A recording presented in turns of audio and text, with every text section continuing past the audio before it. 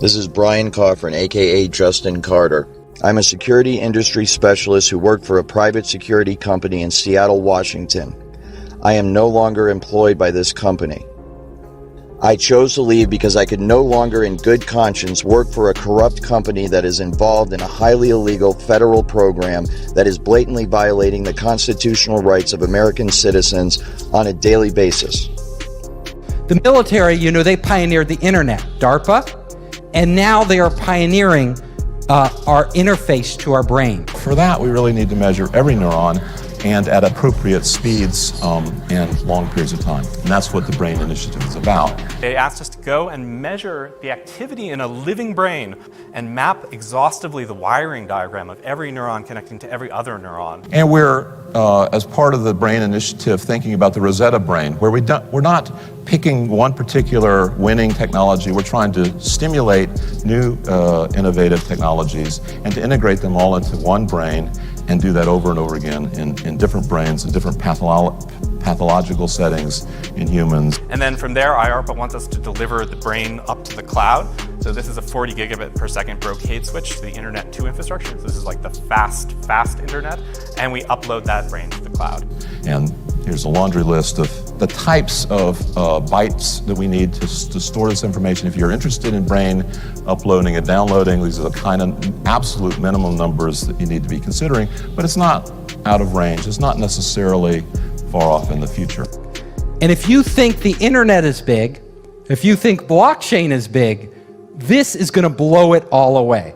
Because there's nothing bigger than connecting our minds to the internet. I find it interesting that that's what's going on. That's what they're admitting. They're saying, hey, this Microns project is going straight to the source. We're not taking it from the global internet perspective. We're taking it from the brain itself. And eventually, those two things will merge. So the public announcement of a project like this is pretty telling about where we are. It's so funny because the military contacted me and asked if I would help them. And I'm reluctant to do that because I like talking about everything. And it would be top secret, whatever they told me. So it's like, I don't know. I have a lot of ideas, but I don't want to know what you're doing because I only want to know it's public. So this is public. But how they're doing it is not public. And the different applications for it on the battlefield are not public. It is with laws that protect whistleblowers in mind that I am choosing to make this information available to the public. By doing so, I hope to put pressure on those in power in this country to investigate those involved in this social engineering program and bring them to justice. There are new technologies, and a lot of them are being developed by startups and the military that are going to allow us to much more accurately measure and actually communicate with your brain. Now, the nice thing about this technology is it's non-invasive, meaning they don't have to crack open your skull and put a chip inside. The true way that this technology works is that a complete DNA profile is obtained from the target, from the individual, the targeted individual. And then this information, the DNA of the individual, is used to determine the resonant frequency of the DNA itself. The resonant frequency is then used to fine-tune the technology, the radio frequency signals, the microwave auditory effect, and all of the other aspects of the technology to tune it perfectly to the resonant frequency of the targeted individual's DNA. And they can read your thoughts verbatim as they occur within your own mind. We can generate an electronic signal that's characteristic for the DNA. This can read DNA from solution, and your blood is a solution, it's a liquid. We can decode it into a form that can be read by a computer. And in a way, you can think about DNA as digital information moving through a tube. Now, if we can tap into that tube, like a network, and we can read that information, we can intercept what's happening in people, you can make them an extension of the internet. And I have a thermostat at home that's on my iPad. I can warm the house up before I get home. People call that the Internet of Things. We call this the Internet of Living Things. much like any information, biometric information, digital information can be susceptible. We know that genetic information and DNA sequencing information is highly sought after by adversaries. The memo says the kits could expose personal and genetic information and potentially create unintended security consequences and increased risk. It also says the data in the wrong hands could be used to conduct mass surveillance or to track individuals. There are many military applications for having, maintaining, and using DNA data sets. There are new technologies that are coming out. Technology called biocoded directed energy. And that's a top secret thing that was developed. And what it is they get your DNA. Once they have your DNA, they take the DNA and they put your DNA code in a supercomputer. And in that supercomputer, they run algorithms that biocode electromagnetic transmissions so they bioresonate with your body. Once they've done that, they can transmit that from satellites or cell towers or aircraft or any number of ways, and that signal will only affect you and nobody else. In other words, everybody standing next to you is not going to hear the content because their receiver is not tuned to that bioresonance.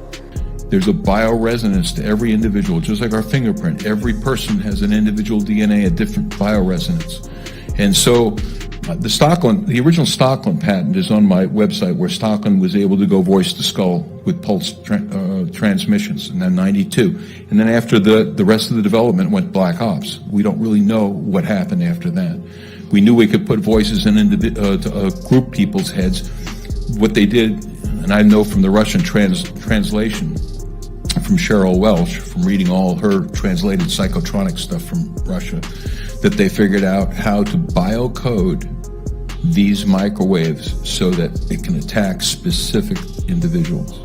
They basically analyze your DNA and they then use supercomputers to encode the signals. And you basically convert DNA information into ionic information into computer information. So that's going from DNA to ions, but for the brain, we're interested in the opposite, going from ions to DNA. We have the ion channels that are going through the spiking, or in some cases, the non-spiking behavior. It's influencing the fidelity of the DNA polymerase so that the time series of the calcium, say, turns into a spatial series of changes in the DNA sequence, which you can then read out or compute on. And not just for the RNAs and other molecular identifiers, but what the brain was thinking during activity. All of us speak to ourselves in our head.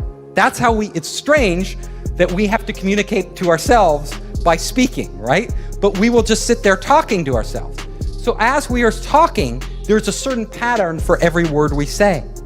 What they're doing is looking at the pattern in the brain, and then they're matching that pattern, they're putting that into a database. If you think of those words, and the beauty of this is most of the words in the dictionary we don't say, but a subset of these words, actually a small subset, we use all the time. So if you can match the patterns in somebody's brain to the patterns in the database, you can literally start to read their mind. Every time a word comes up, you know it. Oh, that word came up for that individual. Now, will the patterns be identical in every person? Probably not, though the information will be stored in slightly different places. But it wouldn't take long for you to train a machine to read your mind. Now, that's just the beginning. They may be able to have algorithms sophisticated enough, and they get enough samples, enough data, that the AI could actually learn over time what the general rules are for different words, and then you could apply it to anybody. Without verbalizing anything, you could literally start to communicate with other people. So my lecture, we could all be standing here silently. And I could just be communicating it to you.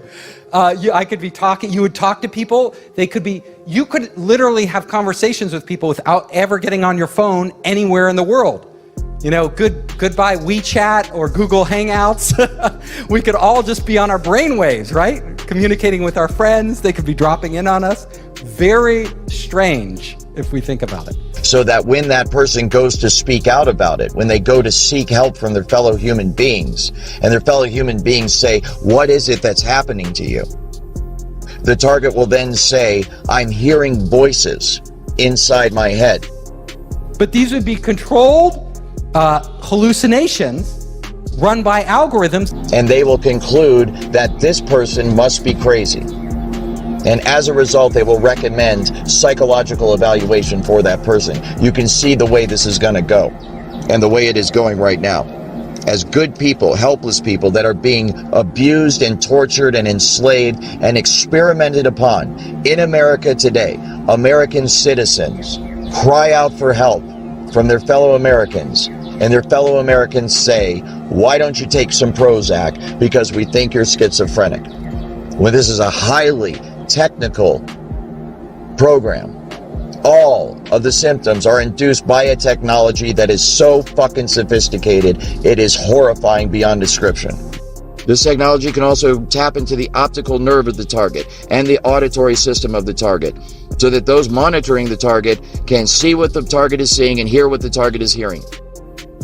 This information is then downloaded and stored on a computer in a highly secure, classified site on servers that are guarded by some of the tightest security in the world. So the ability to do this, the ability to download information, that is like what the military and other people are that's their holy grail. There's a number of companies now that are looking at ways to write digital information into DNA. Because you would only need about a room full of DNA to record all of the digital data that exists today, which is quite extraordinary. So we'll be able to outsource, we'll be able to upload our memories to the cloud. So let's say you don't want to, you want that memory forever, right? You're like, it's automatically probably being stored in the cloud for you without you thinking about it. Just like these automatic backups on your computer, everything, there's a copy and there's redundancy and there's like many versions. And so your experience, you could access it later. This results in the individual's entire day, everything they see, everything they hear, everything they experience, and everything they feel being recorded till the end of time. Within the brain, there are tiny structures called microtubules, right? If you think of these as straws, but they're straws through which flows light. And in fact, photons of light known as biophotons. And that each one of these is a package of information that flows around, these tiny structures in the brain. This light is carrying, of course, the memories. And we know DNA is also producing these biophotons of light. This is well studied and is well understood. So the interface between the brain and the DNA would therefore be these biophotons. Now this is where, if you can transfer knowledge and you can communicate, because your brain is wirelessly connected to the internet, there's no reason you couldn't extract memories, which are just data, out of one brain and put them in another brain. Now, what would it mean to share memories? All of a sudden, Elon Musk, you want to know what he's thinking? You could get his memories from yesterday and live his entire day. Although the connectivity of the brain is where we are processing experiences, even utilizing recalled memories and writing new memories to the hard drive, that it's more like a RAM with a random access memory rather than being the hard drive. The DNA would be effectively our hard drive where all the bulk of the information we're not using is being written to.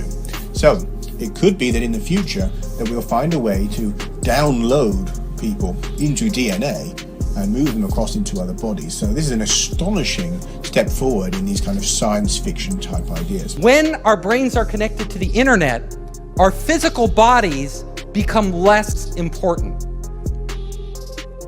Now, think about that. If our brains are connected to the internet, and if our brains are all connected, all of us connected, I could literally go into your head and see through your eyes. So all of a sudden, for a day, a lot of us, because you're entrepreneurs, think it would be cool to go inside Elon Musk's head for a day and walk around.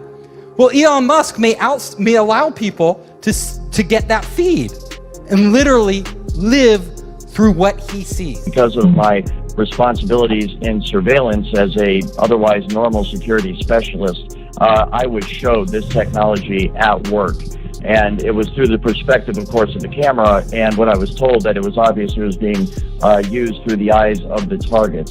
So I have seen it, and it is absolutely remarkable. It's just like a first-person, video game or something where you see right through the eyes of the individual. And so there's two aspects to the technology. Number one, there is the actual, what is essentially receiving the signal from the individual themselves.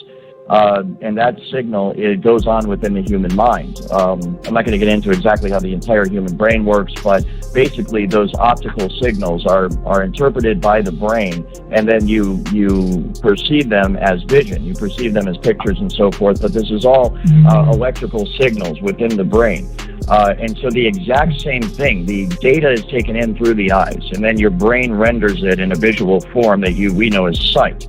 The exact same thing happens with the computer. The data is sent to the computer, then it is rendered in the form of a picture that people can look at. As far as I'm aware, it's real time. There may be a second or two delay, but it is as it is happening. They can actually see through the eyes of the target. It's done all remotely. And that is rendered, of course, in essentially real time on a computer screen. And then it is to the point where it's so accurate, you can actually see the individual pores on someone's face. See scars and nicks and so forth. And so you can understand how if you had several people, for example, that you were able to do this, you can see through their eyes in a room or on a street corner or within an office building, wherever it is, you can get total situational awareness simply by looking through their eyes, and you can see through basically it's like being 3 or 4 or 5 different people all at the same time. The next thing that is really interesting is, everybody's talking about augmented reality and VR right now. If you've taken any drugs like LSD, suddenly it becomes real, right? Our minds are actually doing AR or VR, right? Putting dragons in the room and creating like all this stuff. We're able to, the point is, we are able to do that with our brains as they exist right now. So there's no need for external hardware. Once we tap into the brain, our minds itself can actually create overlays of AR and VR. If we have algorithms that stimulate the right things and give it the right data, we could literally see a screen pop up. We call it hallucinating, right? But these would be controlled hallucinations run by algorithms that would give us everything AR would without any glasses, without any contact lenses. This technology can be used to beam images and even motion pictures into one's brain. Images and motion pictures that are so realistic that you think you're actually watching a movie or seeing something in reality. It's like a virtual reality 3D rendering that takes place within the target's mind. But you can imagine us entering entirely living in the real world as we do now, and also living in this virtual world where they are combined right inside our minds. But as soon as we connect our brains to the internet, emotions are also data. We could start literally to feel somebody else's pain. Now we say, I feel your pain. We don't really feel their pain. But in the future, we may actually really feel their pain. Like if they're sad, all of a sudden we could tap in, to your wife or girlfriend or boyfriend, and you could be like, oh my God, I feel your pain. I feel your anxiety, This technology can also be used to manipulate the emotions of the target. It can induce fear, love, hate. It can cause you to be nervous. It can cause you to be confident. It can cause you to be depressed. It can cause you to be happy. It can cause you to feel any fucking emotion at any time by artificially inducing them. So, like any technology, there are great things we could do, and then there are very horrible things that could result from it that are unanticipated. Now, if somebody hacks into your cell phone or your bank account, they can steal your identity. But it's not your real identity. It's more like your money.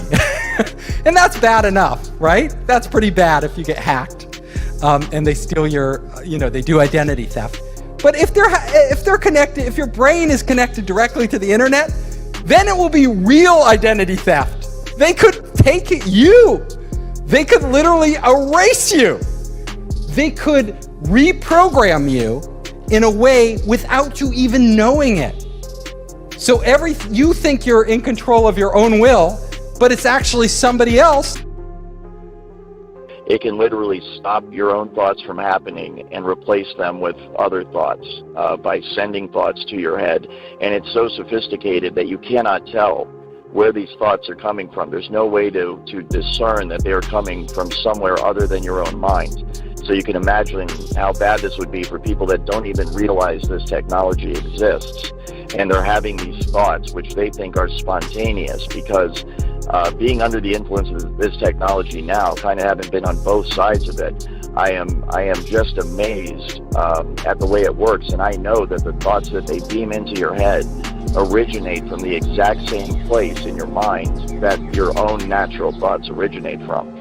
So if I didn't know I was under the influence of this technology, then I would have no idea that anyone was influencing my thoughts at all. And that's exactly what it can be used for. It can be used to sway people in terms of their opinion, to make them go along with a certain agenda.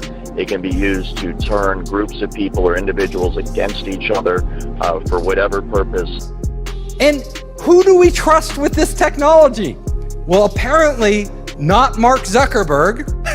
He didn't do that good a job at protecting our data. Do we trust a government? Do we trust Donald Trump? Who do we trust? Yeah, decentralized, a blockchain, right? You're gonna have to have technology that protects us.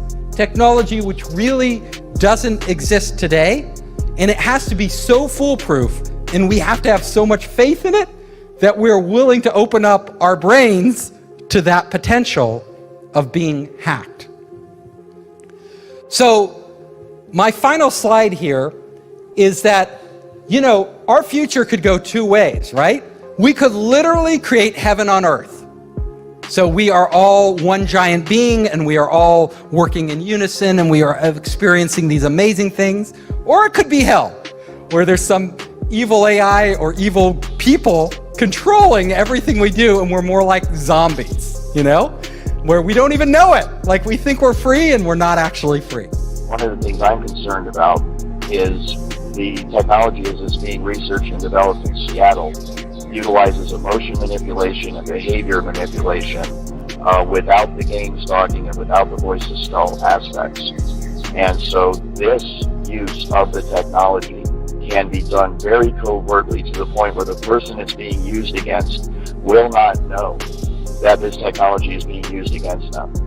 And that is one of my main concerns and one of the reasons why I want to bring more light to this technology and to this issue, because this technology could potentially be being used against tens to hundreds of millions of Americans every day. I've mentioned in some of my podcasts how there are field events where they will not direct this technology at an individual, but create a general field of frequency in a geographical area so that everybody that within that geographical area is feeling the effects of the technology. It's more of a general application of the technology instead of an individual specific application of the technology. But when you consider that use of it and the fact that it is used for emotion and thought and behavior modification, then we could potentially be looking at many, many millions of people across the country that are under the influence of the technology today, right now. It's going to be very hard to stop. It is going to be very hard to stop. Think about it. It's sort of a one-way path. I've never seen humanity roll back technology. What we can do is control it. So like with nuclear weapons, we barely kept those in control, with other weapons, not so much, like chemical weapons, but we need to start talking about this now. There is a very real risk that you are going to become a full-blown 24/7 targeted individual. And this technology at that point, when it is nationwide, will be used by automated supercomputer software programming that will manipulate the emotions and the behavior and the thoughts of everybody in the United States of America. And it can all be done remotely. It's very much like the microchip kind of tracking the New World Order, this entire, control grid that's supposed to be rolled out against the American people someday. And I'm here to tell you that it's already here. There isn't going to come a day where there's troops in the streets and tanks rolling down your neighborhood and riot gear and all this stuff. We might have isolated incidents like that. It might get like that every once in a while, but the true control grid is this technology, voice to skull, hive mind, behavior manipulation technology, and it can all be done remotely. It can be done simply by targeting you with the frequency, locking into the resonant frequency of your DNA and your mind, and in that manner completely track and trace and control you 24 hours a day. And it's highly, highly valuable for intelligence purposes and military purposes, corporate espionage purposes. And it is amazing the extent to which this technology works. It's so far advanced beyond what most people are aware of. It's truly mind-blowing. And I think that's a big part of educating people, is making them understand that, fortunately or unfortunately, this is possible and it is being done right now today.